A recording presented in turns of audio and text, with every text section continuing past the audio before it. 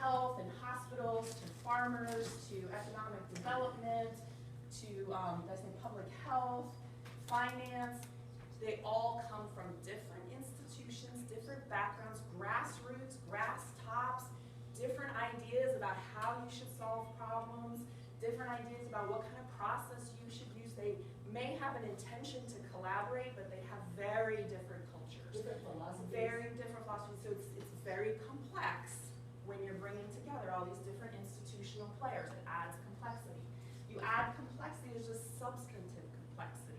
So this is a drawing that came out of a Western North Carolina Food Shed Summit, and it shows that people are defining, when you start talking about food systems or any system of justice, this is just what I happen to be most experienced and familiar in right now, is people have very different perspectives, and we sometimes break down when we start to talk, and we get stuck because we don't have enough appreciation for how differently we actually see the world.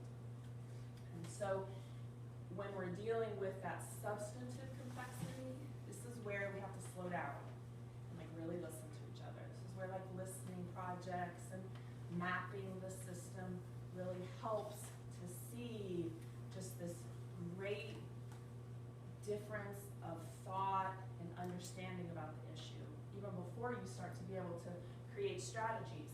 And then the other kind of complexity that we're dealing with in these networks is strategic complexity. So you don't have to see what all these bubbles mean to see that the arrows are going in every direction.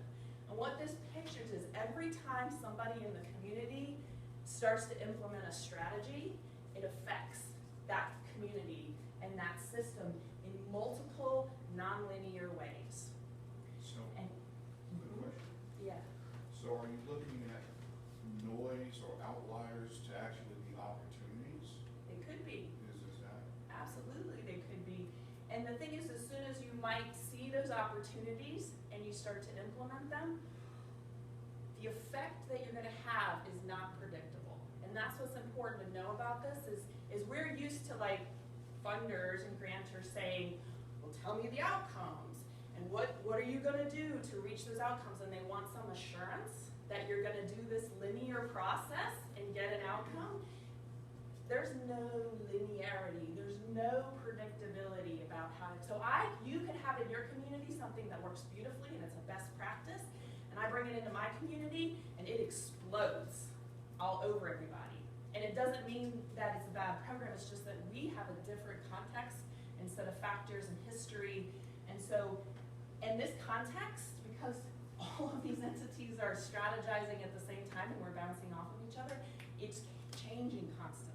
So, if one, let me just finish this thought. If one entity in your community gets a big grant, you've ever had this? One organization gets this big grant and starts implementing all kinds of programs, and all the other organizations now, we have to adjust our strategy and who we are in the community to account for now a shifting set of circumstances. I just had a question. This kind of looks like a mind map to me, somewhat. Kind of like that, yeah.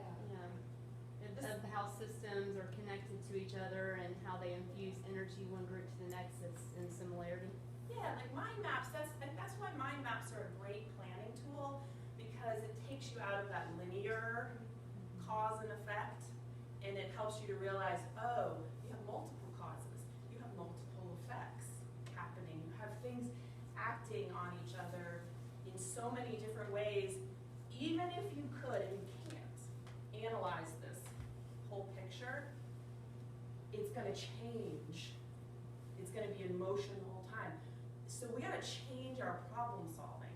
I learned, take a problem, you analyze its parts, right? Then you figure out, you line up those parts, and you develop a strategy, and then you have a timeline, and then and what this is telling us is the problem solving methods that we learned aren't sufficient, aren't going to work when we're talking about complex situations. Now, we still have complicated situations, and that kind of planning works if I'm going to build a sidewalk, right? A sidewalk doesn't get this kind of complexity, but systems change work, human rights work, it does. We have lots of different actors in the field, and our ways that we've been trained to address problems are not going to work so well, and we often experience that in these systems. So I just wanted to validate that, and I'll do one more thing here, which is, so that's why we talk about decision making by consent, because we go to an ecosystem model of decision making, and this is to get a little bit into how this is different. So in an ecosystem where this kind of graph comes from, this range of tolerance, if I'm a coral reef and the water gets too hot or too acidic, right, I cannot tolerate those conditions, and the coral reef is going to die. And that's what we're saying in our systems, is we're looking for where is some part of the system out of its range of tolerance, because systems are totally interconnected. And interdependent. And interdependent. And if one part of the system is out of its range of tolerance, it's going to create problems in the whole system, right? We know that. We're that interconnected. So what our process then becomes is to hear and to listen to people when they can't tolerate conditions. And not that that's a block, which is consensus, but that that's feedback on our strategy so that we adapt our strategy in response to that feedback. So the way there's some step-by-step, there's some process tools that we get, that we teach people that help you to hear those objections as feedback and to continue to adapt your strategy until you can go around the room and everybody says no objections. And it doesn't have to be what they thought it was good. Usually it's not the solution that you walk in thinking it's going to be, and it's not what you prefer. Sometimes it's just what you can live with. But we need, as human rights activists, to stop making people live in conditions that they can't tolerate. And the truth is, there's lots of ways to address that, where we can have a humanity that can move forward together with solutions that work for us all. And so if you think about this as a network of organizations and of individuals, and if you've ever been, I know people have been in this situation, when members of the network are outside their range of tolerance, they don't participate, they sandbag, they sabotage. When members of a natural ecosystem are outside their range of tolerance, they stop participating, they die, they don't reproduce, they migrate out, and the ecosystem is shifted, and we know this. So in our organization networks, that tolerance looks like bad behavior, looks like backbiting, or looks like just withdrawal. And we need all of those voices in order to change a system, like a complex system, like a food system, like a constitution. And there's one other tool that I'll show you.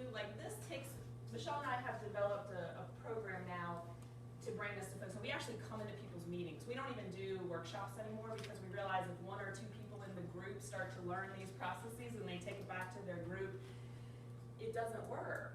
And the group often resists because why do I need to change? I've been doing this kind of work for years. Why do I need to change how I do things? So we only come into groups where the whole circle, so the circle is the unit that we work with and train. And when the whole circle says, all right, we're ready, we want to learn a different way of doing things, and we come in for 3 meetings, we use your agenda items and set up the agenda so that you can practice this process over 3 meetings, so that our goal is that then that group self-facilitates.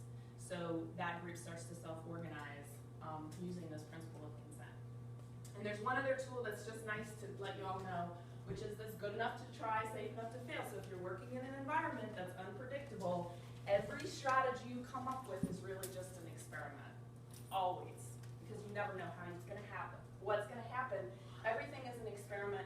You evaluate as you go. What kind of feedback are we hearing? And then retool. And so this is not a linear process.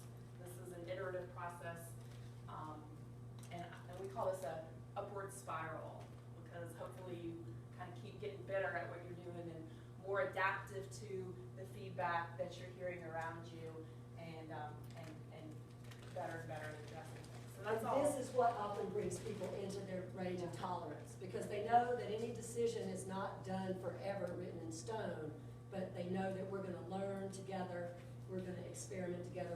There's a within that solution, there are designs for how we're gonna know it works and when are we gonna evaluate. So that often brings people within their range of tolerance, like, yeah, we can try that for 3 months, if we know that these are our triggers. So these things work as a system must match a system.